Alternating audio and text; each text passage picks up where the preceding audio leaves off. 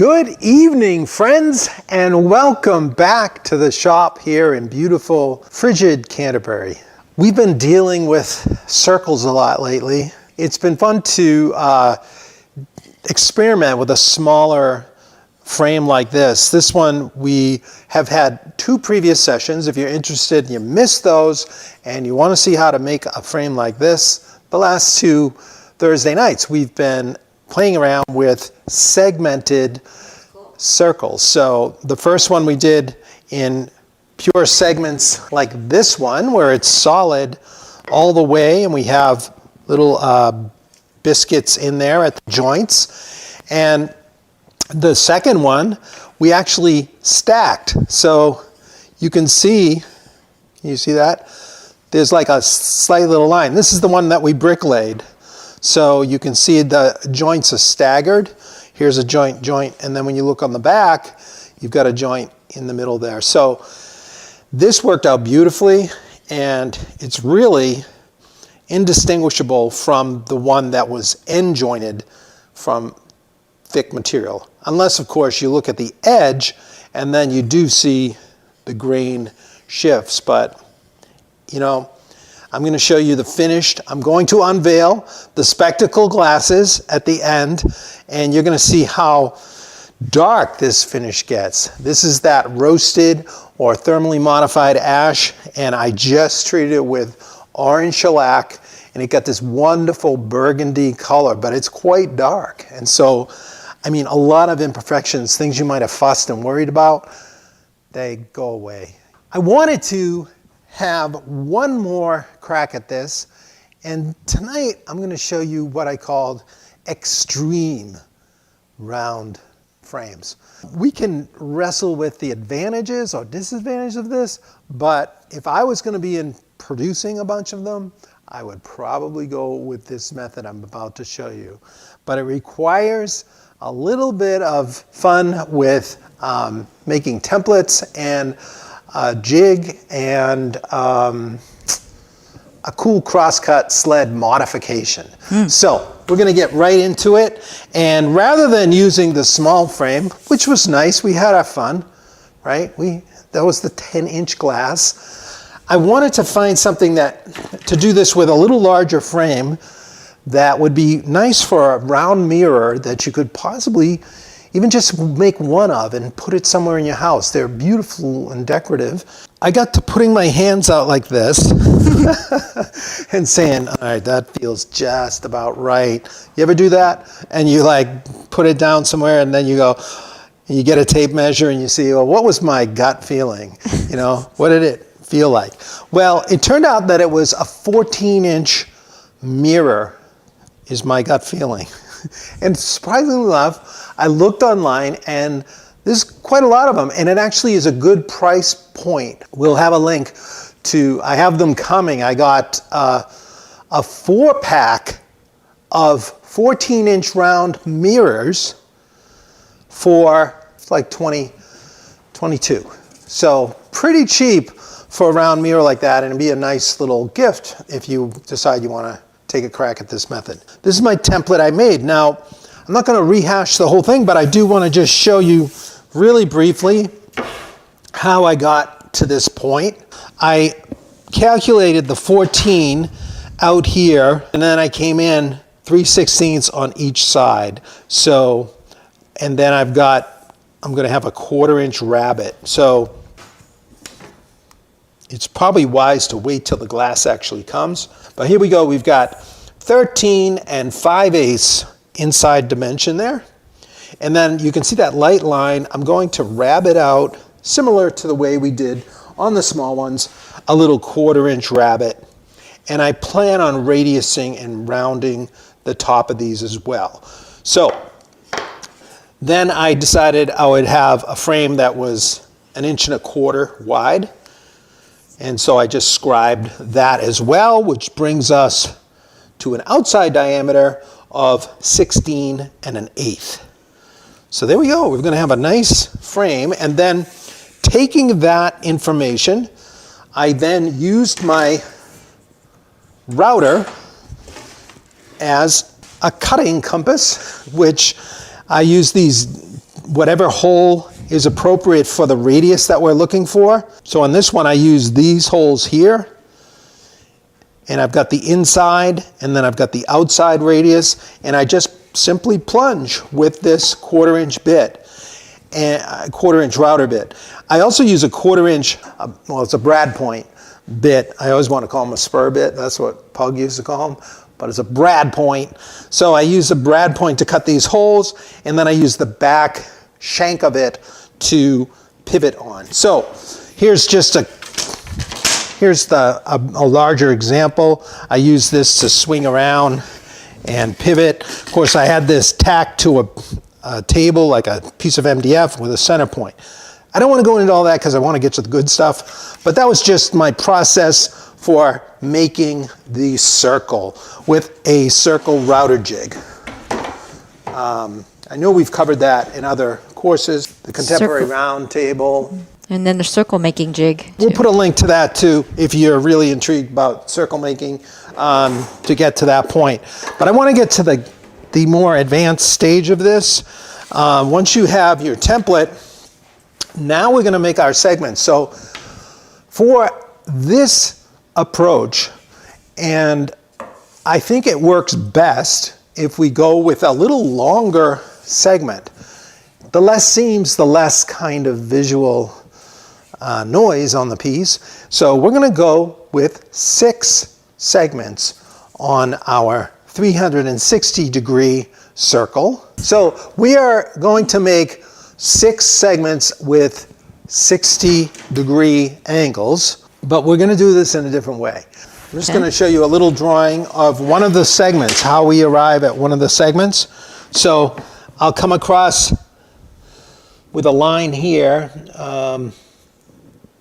If I just do a center line, this is my little drawing here. I'll just go to the middle there, okay? So there's one.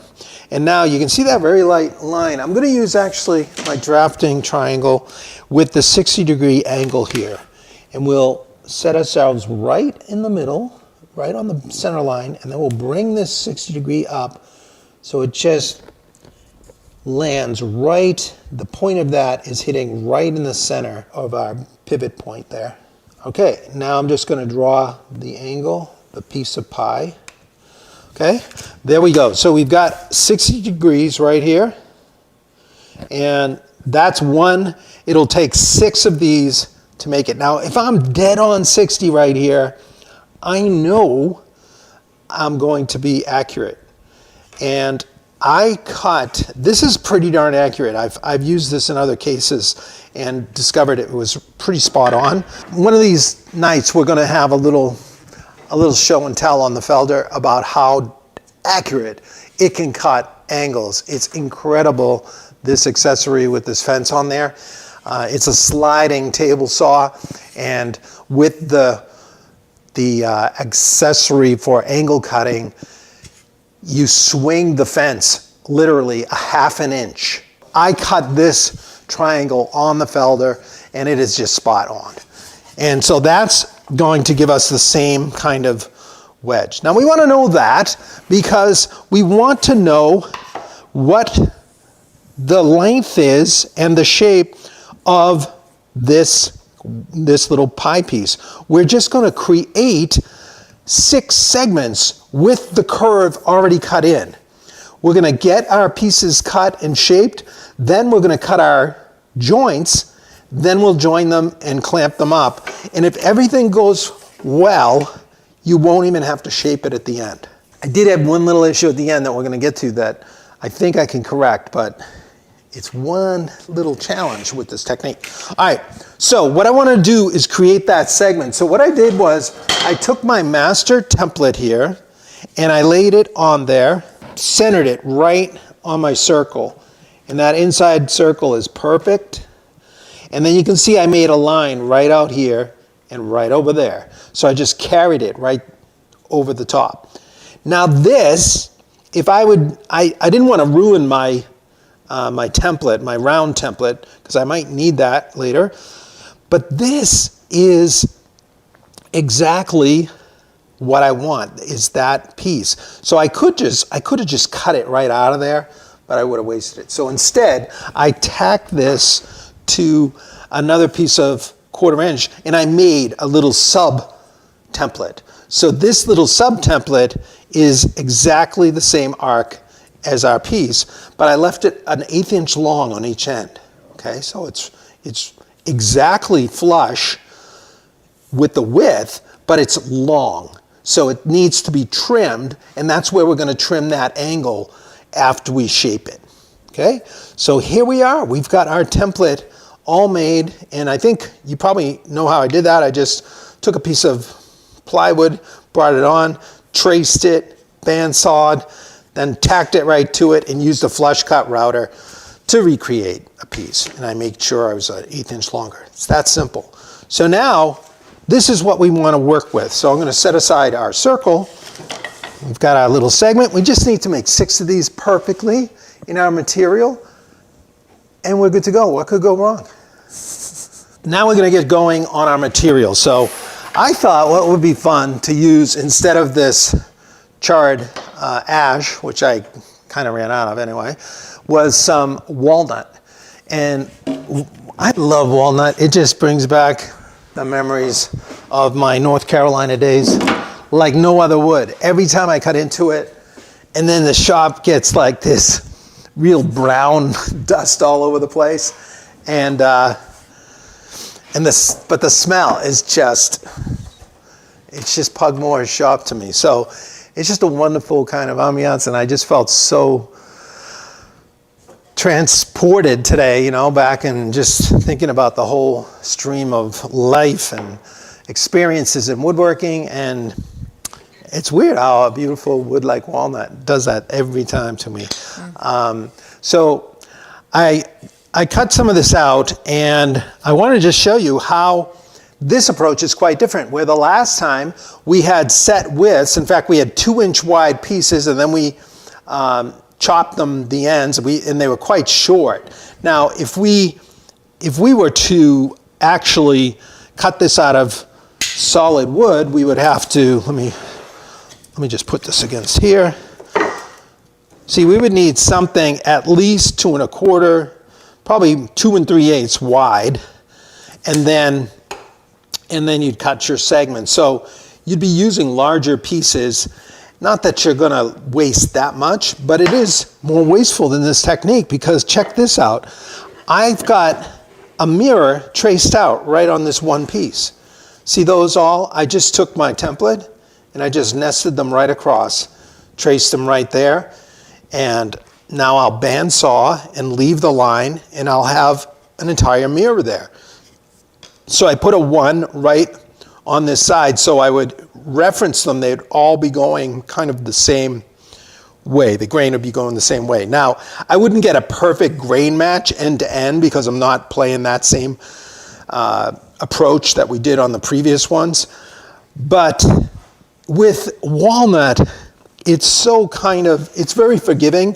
And as long as you're in the same board like this, and when you go to glue it up, come as close as you can to match up the apparent like figure in one to another. And this would actually match up quite well, because we're pretty plain sawn right in there. And walnut being a nice wood to finish, it harmonizes really well with other walnut. It's not as fussy and challenging as cherry can be, with some of the coloration and all that. And it doesn't have the high stripy figure of curly or anything like that that's going to expose the joints more clearly. But this will give you a really nice look. The nice thing is you can get your whole frame. You can see that you could get it out of a piece like 6 inches wide or less by 17. Make it 18 to be safe, but I've got that just a little over 17. I've got it all there. So that's pretty small to get your frame. Or if you wanted to do them end to end and get a little better end to end match, you could use a board that was only 4 by 26. You got a 14-inch round frame. That's pretty nice. So this is going to be more economical in the way we do it, and it just takes a little setting up. So once you have all your pieces drawn, then I'm going to bandsaw them out, and I'm going to just leave the line.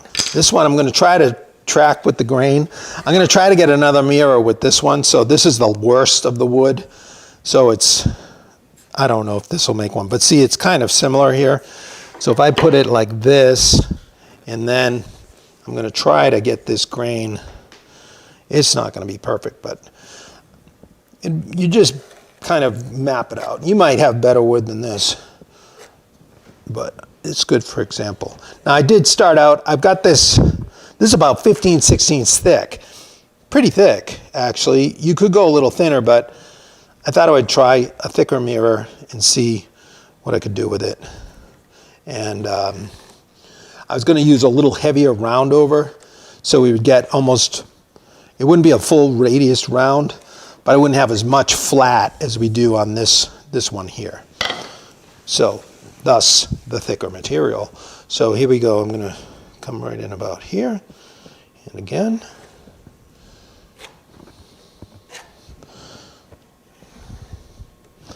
And get that last one.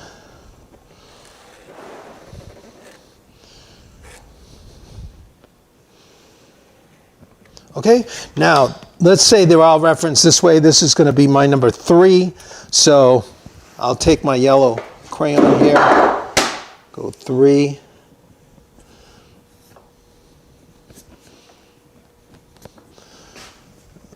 This one's getting a little worn. Okay, so there we are. We're all kind of in position. I'll get a couple out of here so you can see the process.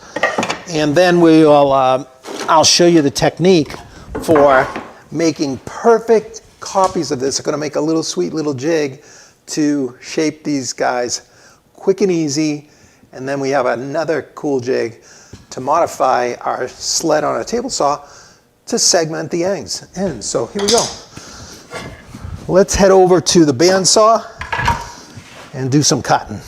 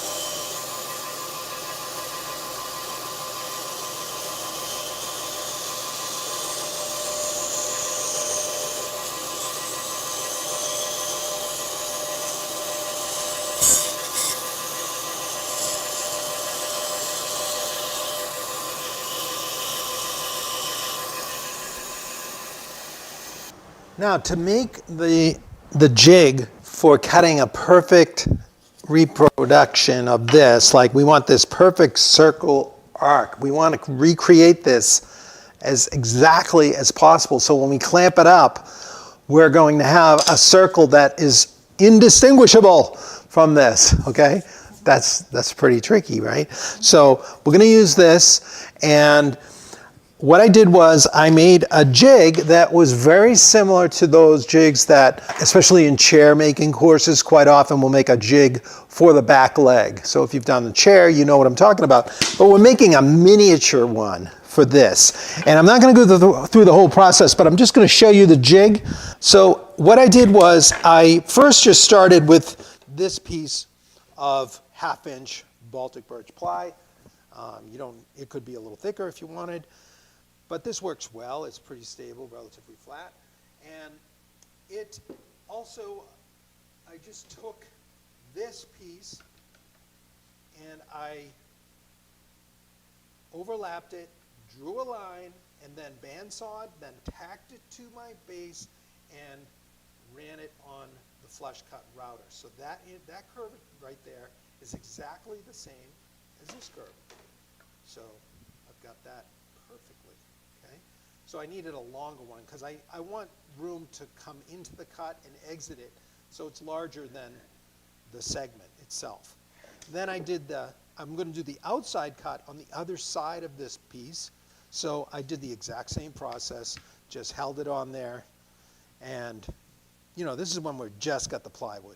Drew the arc and then tacked it and out. So now I've got a beautiful flush surface here. Now the bearing on the router table is going to run right against here and it will trim this piece. Once I've got my shape established here, now I just need to set the stops in the right place because I want this piece to butt up against here and then we're going to toggle it down, but we want it to be in the right spot. So we're going to set these stops. This is the first cut.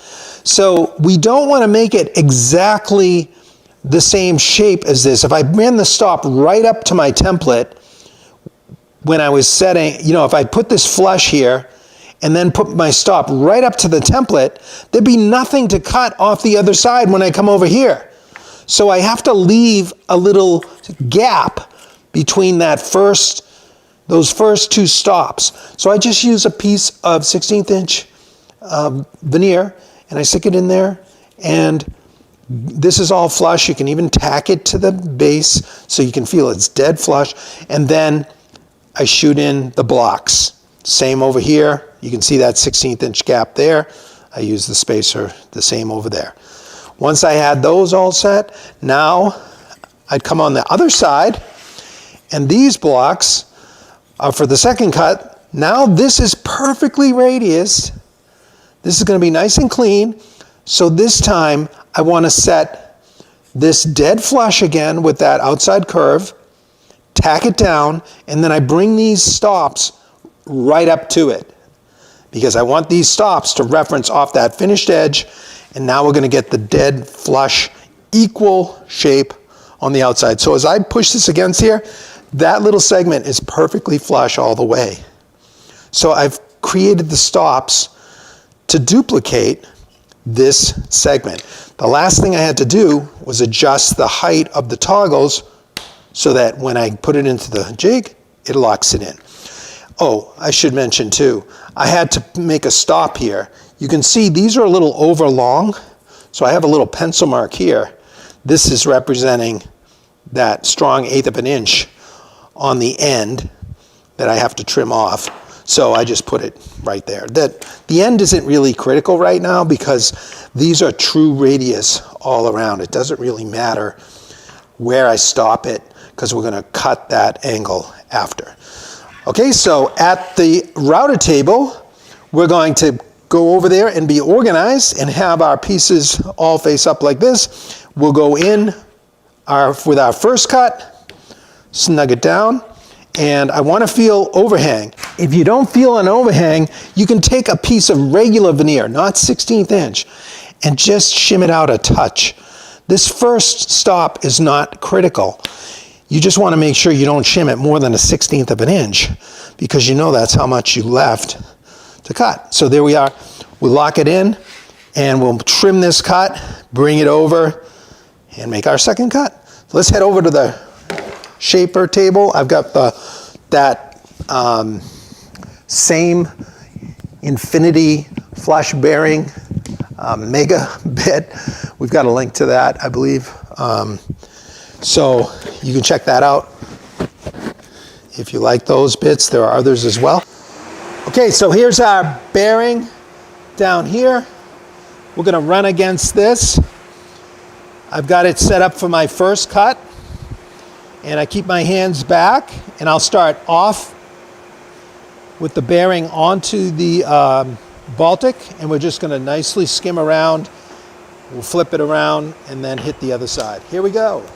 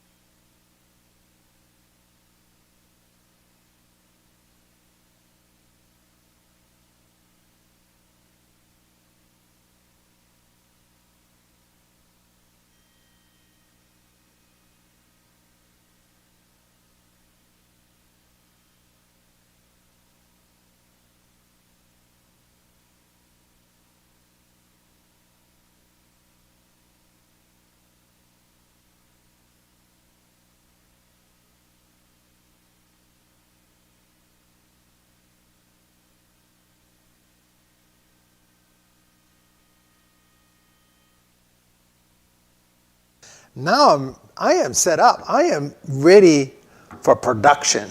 I could have a ton of these segments banged out pretty quickly. The next thing to do is go to the table saw and trim the ends. Now, I'm going to show you a cool little modification on the table saw that you can make as well.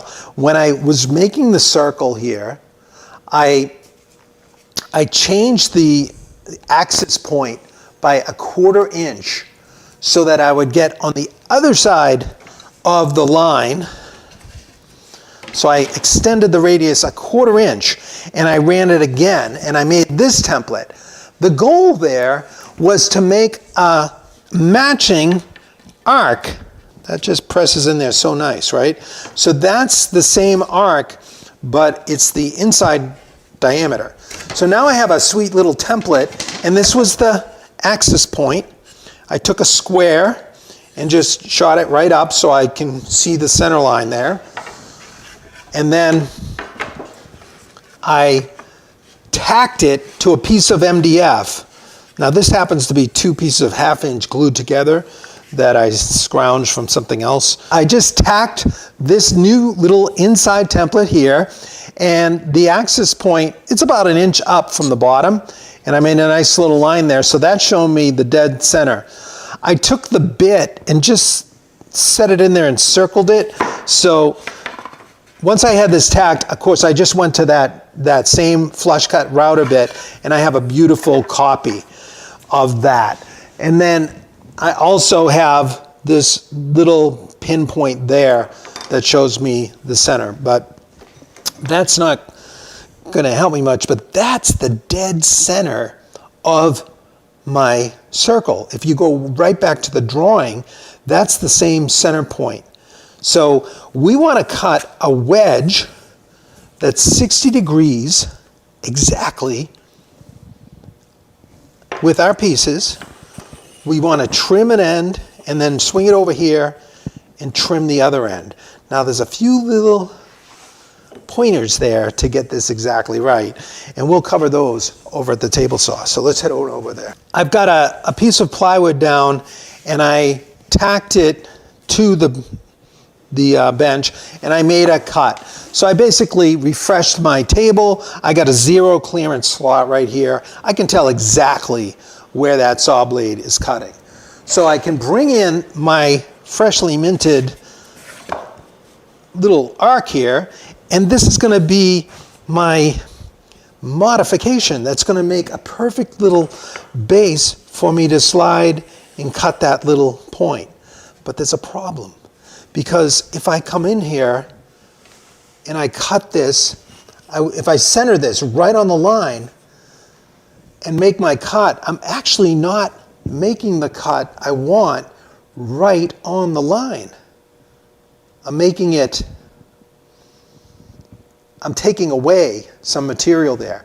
So my goal actually is to have this line be my cut when I'm making it on this side. So I'd want that line to be right there, and then when I make my cut on the other side, I want it to be right there. So how do I do that? Well, I'm going to alter this a touch. What I'm going to do is center this on my fresh zero clearance slot. So I'm just eyeballing that. It doesn't have to be dead on, but that's pretty true right there. I'm nice and flush against my sled, so I'm going to just push right through, and I'm going to cut this in half. Now realize when I do this, I'm going to be taking away a 1/16 on each side of that line. Okay, so I'm taking away.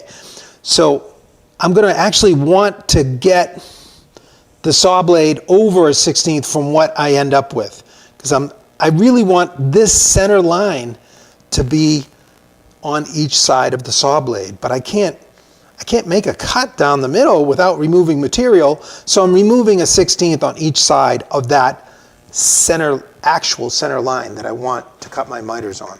All right, so I'm going to just make this cut through, and then I'll talk about what I did next.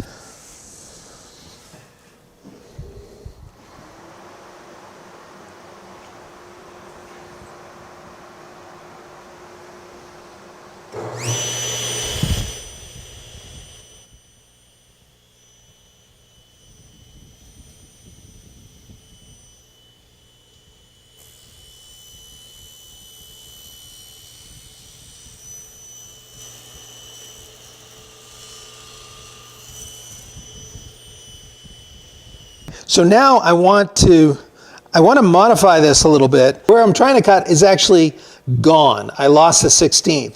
So I want to move this over so I'm a 1/16 beyond the kerf right here. So this should be a 1/16, and then this will also be a 1/16 because my saw kerf is an 1/8 inch wide. Okay, that would center me. So actually, what I want is a spacer in there, a 1/4 inch thick, because I have to consider the saw kerf is an 1/8. Then I'm adding that 1/16 on both sides that I cut away. So if I just took a strip like this and I put some glue on it, this is actually not the strip, this is the cutoff. I had a piece that was this full length. That's what I've been looking around for, but it doesn't matter. I would just glue this on both sides, set it in here, and move it right up to the front so it's close to flush. I had this pin nailed earlier, so I snipped them off, and I can feel them. They just kind of anchor right in there. Let me go ahead and re-tack it. Okay, so we're re-tacked right in the exact same spot. We're now ready to cut our segments, and we want to cut these exactly to a 60-degree pie piece, right? This edge represents one of the edges of my pie piece. So it comes down a 1/16 of an inch away from this space. And this line right here is the center line of this radius. So this is the inside curve of my frame. So if I come down a 1/16 off that line and I hit that center point, this is the center point of the circle, okay? That's important to know, because what I'm going to do is, with this in place, I'm going to put these two little, I put the tape on there so this piece of masonite would fit nicely in the curve.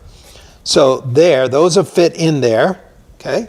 Now I'm going to take my dead nuts 60-degree wedge and that I cut on the felder, and I'm going to lean it so now I'm against my shims that are filling that space. And I'm just going to slide this down till this point is right on my reference point. This, as I strike out, this is exactly the point I want to be. I want to put my stop. So I'm going to knife that. And that is the point. So I'm going to put my stop there. I've got a piece that I used a little earlier.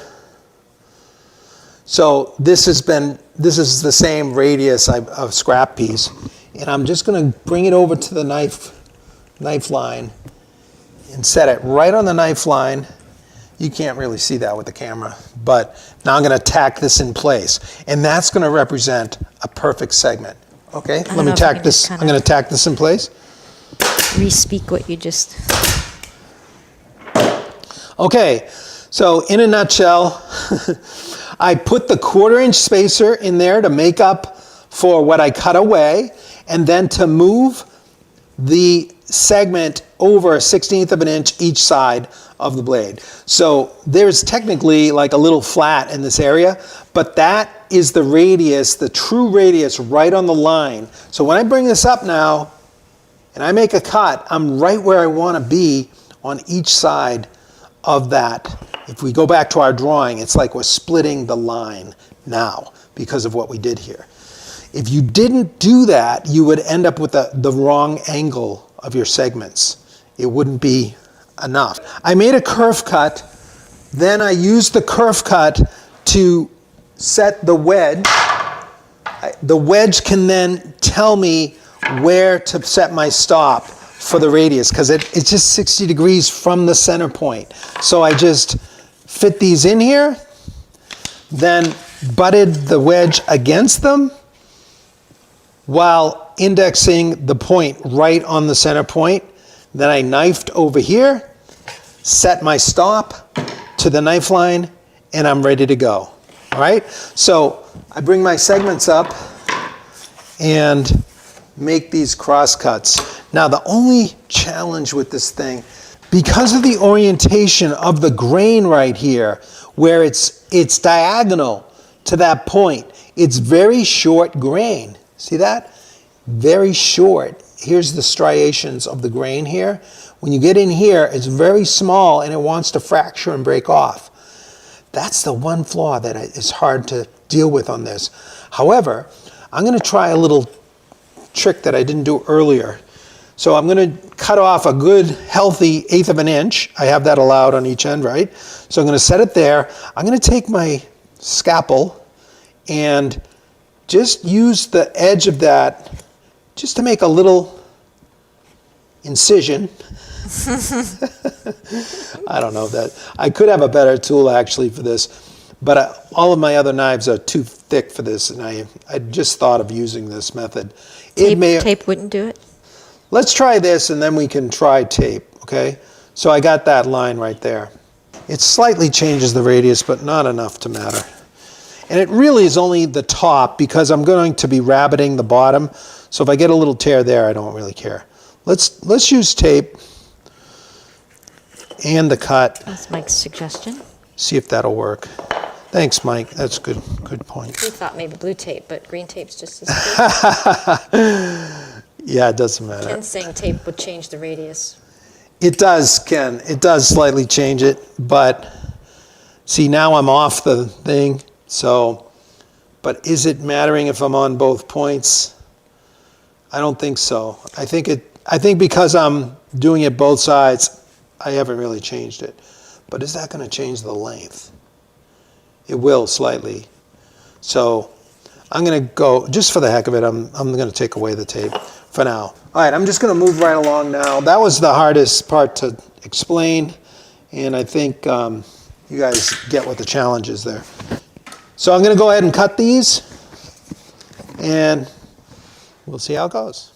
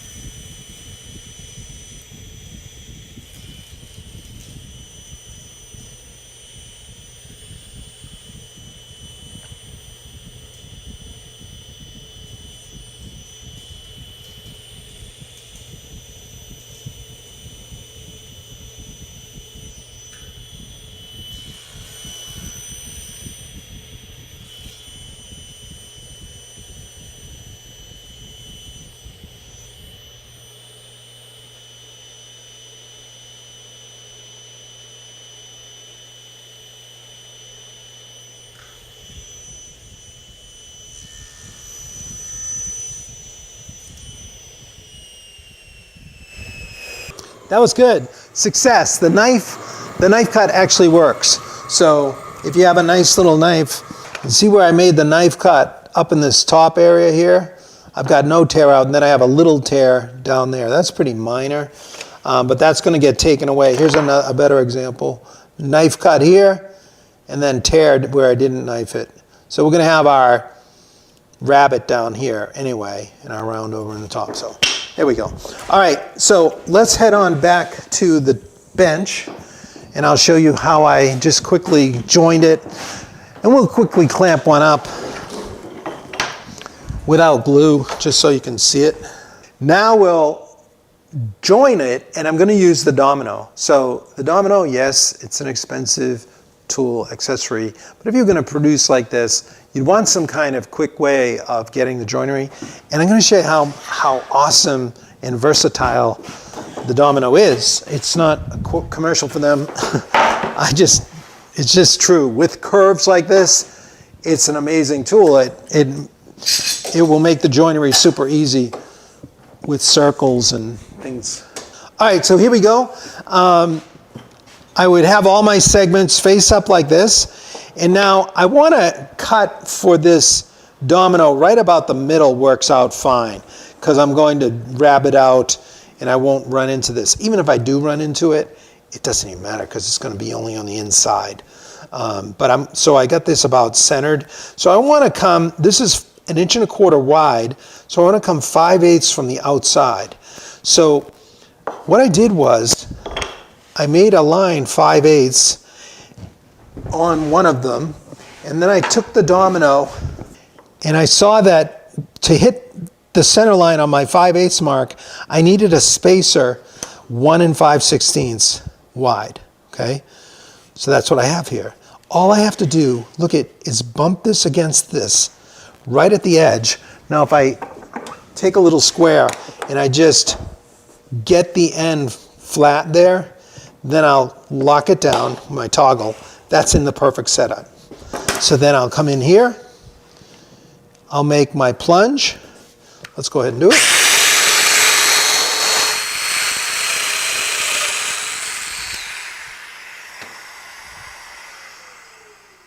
Now I just roll it around to the other side. This is the thing about curves. As long as your tenon or your mortise is perpendicular to the joint, perpendicular to that, as long as it is on both sides, it doesn't matter what the curve is. You're going to have the perfect shot. So this domino is going to go in perpendicular to that surface and then perpendicular to the other, just by setting it up like this. And it's very accurate the way it's referenced, so it's the same distance from this edge to the center on both sides. So I can just swing over here. Again, I'm referencing right off my side. Here we go.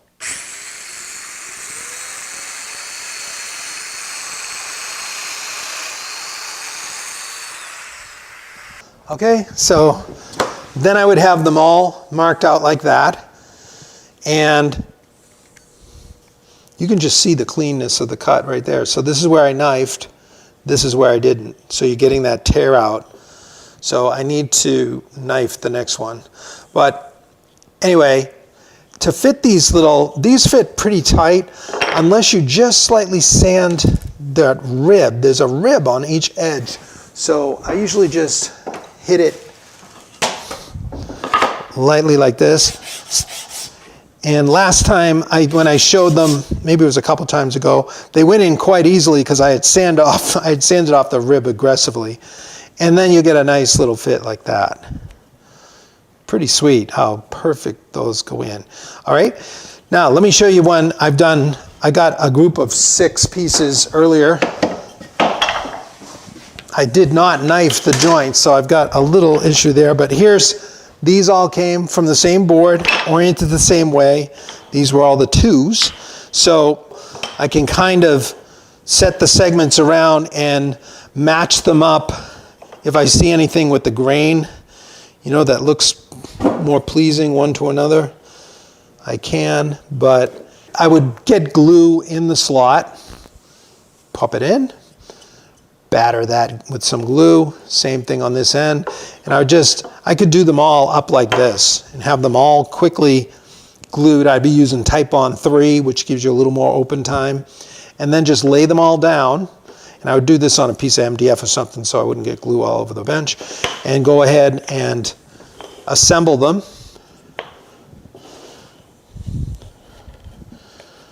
And I'll have a little wiggle room here. Okay, now to pull up the circle, I'm going to get the strap clamp. Again, this Bessie strap clamp. And this is 1-inch wide strap. So this time I don't need those corner thingies because I have no corners. I'm just gonna get this tightened up right on the frame. So let's just bring up the slack. Let me get that strap about in the right place, centered here. And now we can crank the handle. So if we had glue in here, you'd see a little bit of squeeze out coming in, but watch what happens. We start snugging this up. The strap is stretching around, and I'm seeing those joints close right up. And look how nice that is. And this is so smooth on the outside, it feels just like the circle. So if we line things up accurately, you clamp up and you don't even have to trim it again. You have a nice circle. I mean, you could just do a quick sanding, but it's a sweet looking circle.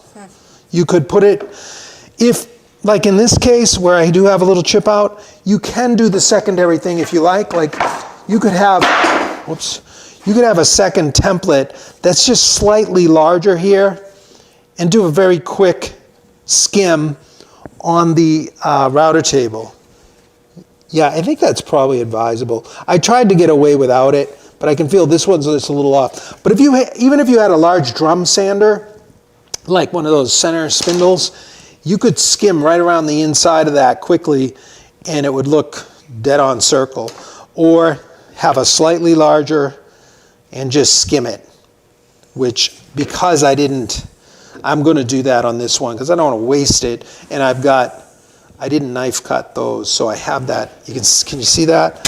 You got that little cut. Look at that. When you bring both edges, you have a fair amount that's missing there. I mean, if this was super dark, I could fill that with some goop, but. A lot of questions about glue on the strap. Is that ever an issue? Oh, I didn't even think of that. What I would do. Wax paper between the strap and the wood? Yeah, you could do that. I would probably try waxing the strap. You could use a caul around there, but it would just be a piece of some type of thin bendy material. You could use bending ply, but then again, you would need some kind of non-stick material on there. I'm sure we can think of something, a piece of laminate or something that has super flexibility that you'd cut into a strip so that would go around and be between the strap and the glue joint. So yeah, that's a great idea. Then once you've got those rings, you clean them up, radius them however you like, and then you'll be putting in a little recess like that so that you can slip in a photograph or a mirror or whatever. I want to show you close right now with our mirror from the last time and check out our spectacle glasses. Now I don't have the mirrors in them, but this is what you get. They sell them, I mentioned last time, these are like little things they sell for weddings. They're fairly thin, so they need a backer. So I cut some 1/8-inch ply circles, and so it'll go inside the ring, and you have a nice little mirror, just like that. Check this out. This is the finished ash. So this is the thermally modified ash. I don't know if you're getting too much glare on there. Yeah, it looks nice. But this is the exact wood, no stain, just orange wax-free shellac. And then I put 3 coats of 1.5 pounds, and I actually brushed it on because it was just small project, easy to do. And then rubbed out, and then I have to rub out this last coat. This is just a little lacquer top coat. And so now I've got my frame, but check this out on the back. I got these little keyhole hangers that I found. These little, they're 1-inch diameter. So it's really easy to just take a Forstner bit at your drill press. I set the fence back like 1/8 of an inch. Then I had the vertical line where I wanted to go on. And I just came in with the drill press deep enough so this was flush. And then I used 3/8 and made 2 other cuts in there so that the head of the screw would slide in between. I'll show you that some other time. But then, of course, we did a slick move here where this is, you can see in the back here, just a little of the epoxy, and there's a magnet in there.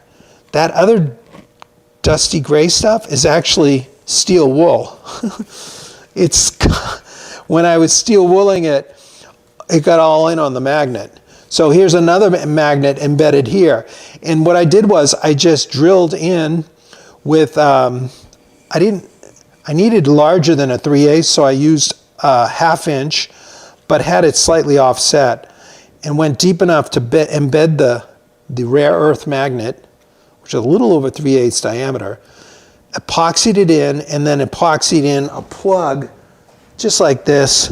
You know, I just made some plug cutters and tapped it in. And then, so I only have like a 1/16 inch of the plug because I wanted the strength of that magnet not to be too much reduced. Then on the corresponding parts, I'll show you in a second. But here's the thing, with this spectacle mirror, let's just see what it looks like with the glass in it. So there you go. So this is this round you could hang, just put it on a hook, boom, you got a sweet little round frame. But the magnets are in case you want to go that extra degree of genius and do the spectacles. Here's the drawing we made, remember? So we have our 2 round frames, and then we have the little nose piece. And these little points here are where I wanted the magnets. And then we have this little stem that goes on the arm that is going to also just be magnetized on. So this is a key dimension though. The way this is laid out and the curves here, these center anchoring points for the screws of each mirror have to be 17 3/4 center to center. So that's all you have to do is make sure you mark it that way when you hang it. Oh, the temple. So there we go, 17 3/4. So then it's on the keyhole, and I push it down, it locks in nicely. This is the left side. I have to make sure I've got the magnets oriented. Only the diehards are staying for this. And we're going to put this on. So you can imagine with the mirrors in there, you've got like, you know, cool sunglasses. And then we just need our nose piece. So these I didn't have to cover. There's the rare earth magnet on the end of the nose piece. And I sculpted this down like I said I would last time. And when we drop that in there, it falls right into place because it's magnetized. And then we've got these guys will just find their location. And there you go. A true spectacle. I like it. All right, everybody. Hey, if you enjoy this content, please go ahead and subscribe, like, and share. And if you want to see more of what we got going on, head over to epicwoodworking.com. And over there, you want to get on the mailing list because we got some very special announcements coming up. It is coming. That will go out to the mailing list first and foremost. It is coming. Good night, everybody. Good night, everyone.